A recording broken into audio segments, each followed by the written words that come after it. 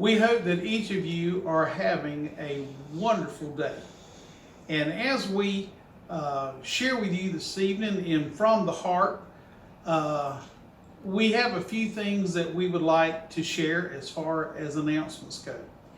Number one, in our services on Sunday, we are going to be honoring our graduates. We have a video that will be shown in both services, at the 9 o'clock service as well as the 10:30 service. We will be showing it in both services. We will be honoring our graduates in both services. And so we ask that everyone be aware of that. We also wanted to share that as the service is posted Sunday evening, there will also be a post just of the video of our graduates for this year. And so we wanted to share with you about that will also be posted on Sunday.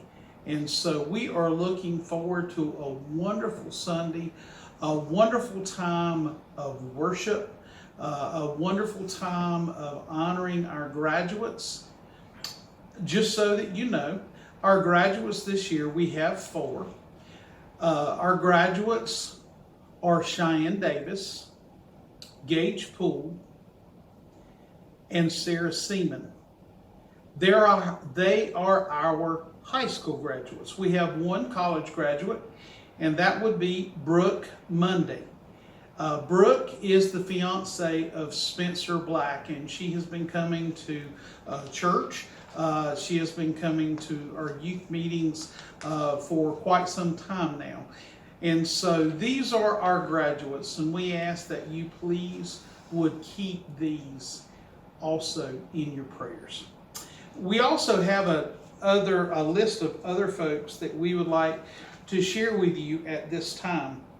We're asking that you especially remember Sierra Williams, pray for Joe McPherson, Junior Allison, Rhonda Seaman, Wanda Smith, who is Becky's sister, Michelle Reynolds, who is our Assistant District Superintendent's wife, Sandra Buckner, Sandy Dufresne, Mike Kelly, Jackie Walker, Patricia McGee, Jake Page, Christy Black, Lauren Noblet, our national, state, and local government leaders.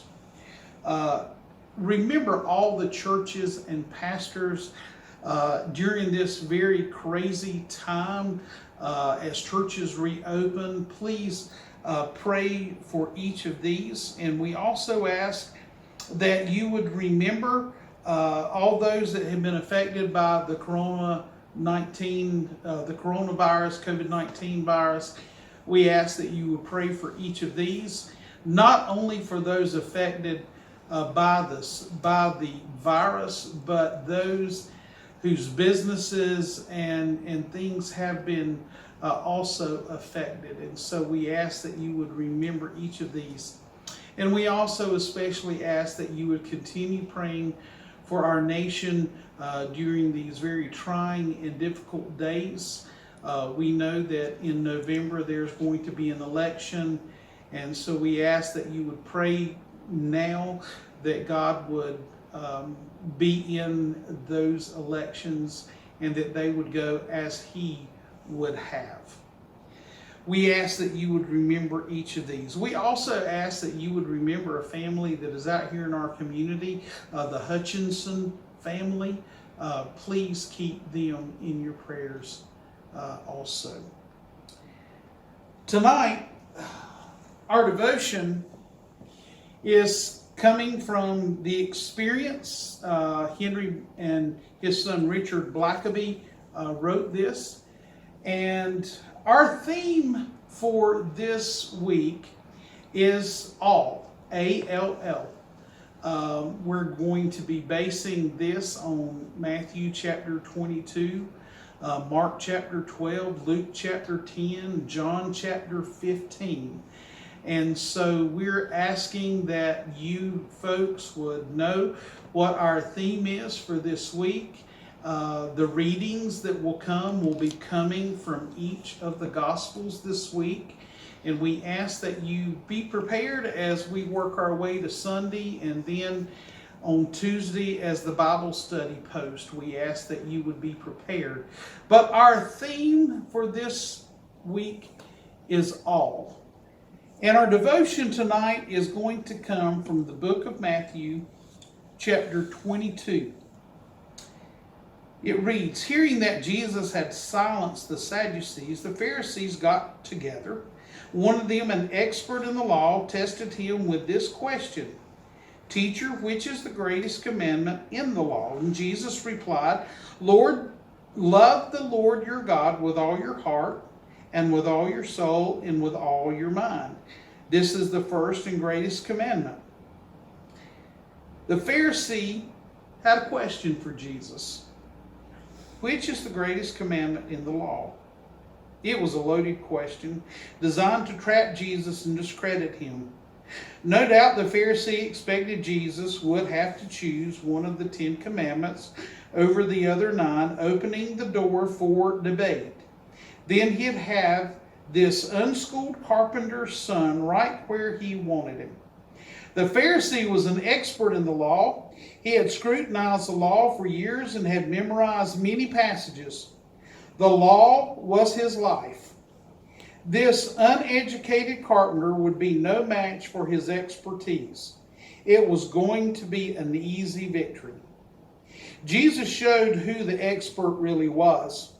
He condensed all the 10 commandments into one statement that targeted the Pharisees' most vulnerable spot. The Pharisees were adept at keeping the letter of the law, but fell pitifully short in following the spirit of the law, which was love. The Pharisees were doing the right thing for the wrong reasons.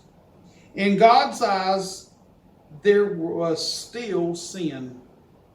God expected them to obey his commands because they loved him, not because they were trying to be perfect. God was more concerned with their hearts than with their actions. Sometimes we're like the Pharisees. We make Christianity too complicated. Although God has the right to demand anything he wants, he asks one thing of us: love.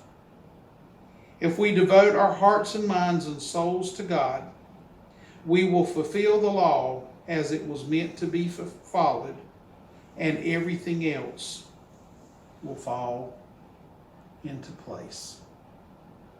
The theme for the week is all. Maybe it's the time to ask the question, does Jesus have your all? Does he have your everything? Is he more important than anybody?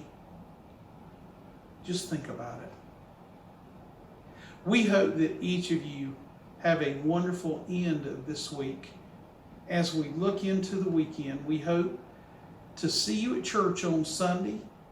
And if not, please check out the message as well as the Bible study on the Mount Hebron Wesleyan Church Facebook page. We hope that each of you have a wonderful evening, and may God bless.